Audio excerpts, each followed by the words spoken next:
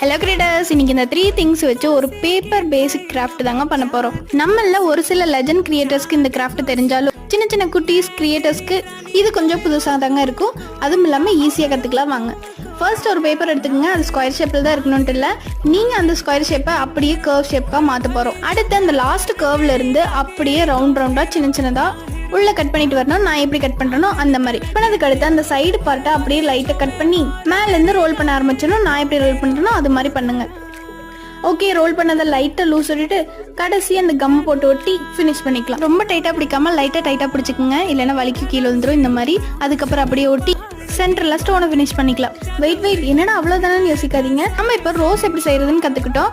அதே வச்சு உங்களுக்கு என்னென்ன ஐடியா டிஃப்ரெண்டா தோணுதோ அதை ட்ரை பண்ணி அதோட அவுட்புட்டை மறக்காம கீழே கமெண்ட் பண்ணுங்க. இதே மாதிரி நம்மளோட வீடியோஸ் லைக் பண்ற நீங்க சப்ஸ்கிரைப் பண்ணி நம்மளோட சேனலை சப்போர்ட் பண்ணி. நான் இதை பொம்மைக்கு போற கிரீடமா மேக் பண்ணிருக்கேன். Okay, by.